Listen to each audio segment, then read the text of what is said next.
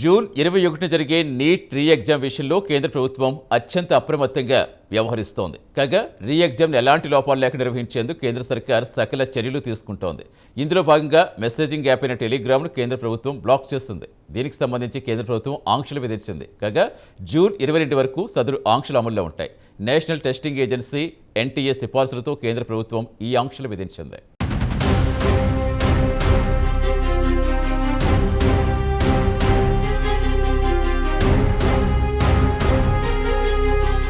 Neat భారతదేశంలోని అత్యంత ప్రతిష్టాత్మక పరీక్ష. కొంతకాలంగా విద్యార్థి లోకం నిరసన కార్యక్రమాలన్నీ నీట్ పరీక్ష చుట్టూనే తిరుగుతున్నాయి. ఈ నేపథ్యంలో నీట్ రీ ఎగ్జామినేషన్ విషయంలో కేంద్ర ప్రభుత్వం అత్యంత అప్రమత్తంగా వ్యవహరిస్తోంది. ఇందులో భాగంగా కేంద్ర ప్రభుత్వం తాజాగా ఒక కీలక నిర్ణయం తీసుకుంది. మెసేజింగ్ యాప్ అయినటువంటి టెలిగ్రామ్ను కేంద్ర ప్రభుత్వం బ్లాక్ చేసింది. ఇందుకు సంబంధించినటువంటి ఆంక్షలు విధించింది. కాగా జూన్ 22 వరకు సదరు ఆంక్షలు అమల్లో ఉంటాయి. కాగా నీట్ రీ ఎగ్జామ్ జూన్ 21న జరగనున్న సంగతి తెలిసిందే. నేషనల్ టెస్టింగ్ ఏజెన్సీ ఎన్టీఏ సిఫార్సుల మేరకు కేంద్ర ప్రభుత్వం టెలిగ్రామ్ యాప్పై ఆంక్షలు విధించింది.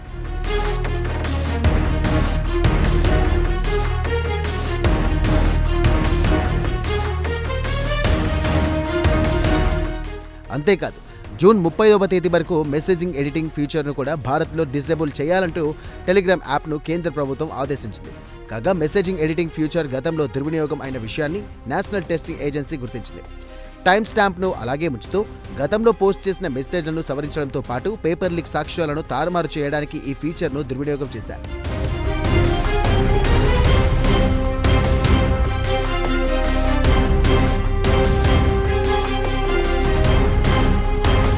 అలాగే తమకు ప్రశ్నాపత్రం యాక్సెస్ ఉందని మోసపూరిత ప్రచారం చేస్తున్న అనేక ఛానళ్లు, గ్రూపులు, బ్యాట్లను కూడా సంబంధిత అధికారులు ఇప్పటికే తొలగించారు.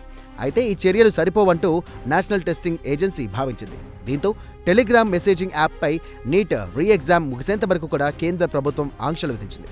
కాగా కేంద్ర ప్రభుత్వం విధించిన ఆంక్షల వల్ల చట్టబద్ధమైన యూజర్లకు అసౌకర్యం కలిగే అవకాశాలు కూడా లేకపోలేదు. అయితే తప్పనిసరి పరిస్థితుల్లోనే టెలిగ్రామ్ యాప్పై ఆంక్షలు విధించినట్టుగా కేంద్ర ప్రభుత్వం వివరణ ఇచ్చింది.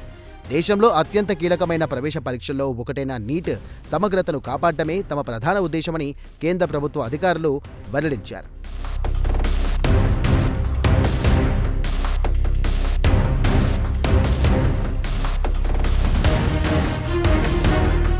వాస్తవానికి మే నెల 3వ తేదీన నీట్ పరీక్షను నిర్వహించారు. అయితే నీట్ పరీక్షకు సంబంధించినటువంటి పేపర్ లీక్ జరిగింది.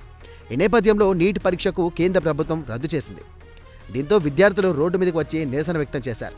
రాత్రింబవళ్లు తాము పడ్డ శ్రమ వృధా అయిందంటూ కూడా కేంద్ర ప్రభుత్వంపై మండిపడ్డారు. నీట్ వంటి ప్రతిష్టాత్మక పరీక్షలు కూడా సమర్థవంతంగా నిర్వహించలేని దుస్థితిలో కేంద్ర ప్రభుత్వం ఉందన్న విమర్శలు కూడా వెల్లువెత్తాయి.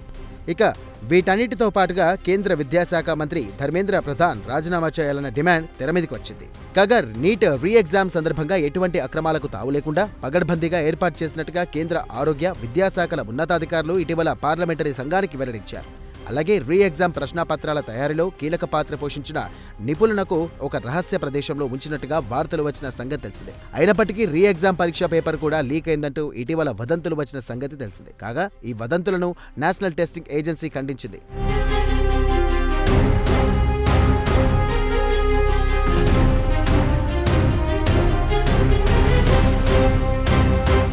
సామాజిక మాధ్యమాల్లో జరుగుతున్న ప్రచారాన్ని నమ్మవద్దంటూ కూడా విద్యార్థులను కోరింది. కేవలం కేంద్ర ప్రభుత్వాన్ని బద్నాం చేయడానికే కొంతమంది ఉద్దేశపూర్వకంగా ఇటువంటి వదంతులను ప్రచారం చేస్తున్నారంటూ వివరణ ఇచ్చింది.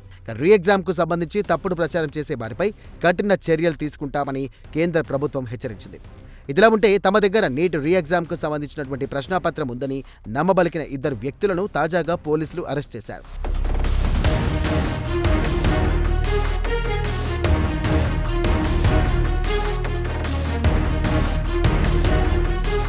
కాగా ఇటీవల కాక్రోచ్ జనతా పార్టీ దేశవ్యాప్తంగా హల్చల్ చేస్తున్న సంగతి తెలిసిందే. దేశంలోని అనేక ప్రాంతాల్లో కాక్రోచ్ జనతా పార్టీ నిరసన కార్యక్రమాలు నిర్వహించింది. కాగా నీట్ పరీక్ష పేపర్ లీక్ అవడం ఈ నిరసన కార్యక్రమాల్లో కీలక అంశంగా మారింది. అంతేకాదు కేంద్ర విద్యాశాఖ మంత్రి ధర్మేంద్ర ప్రధాన్ రాజీనామాను ప్రతి నిరసన కార్యక్రమంలోనూ కాక్రోచ్ జనతా పార్టీ కార్యకర్తలు డిమాండ్ చేస్తున్నారు. ఏది ఏమైనా నీట్ రీ ఎగ్జామ్ను ఎటువంటి లోపాలు లేకుండా నిర్వహించడానికి కేంద్ర ప్రభుత్వం సకల చర్యలు తీసుకుంటోంది.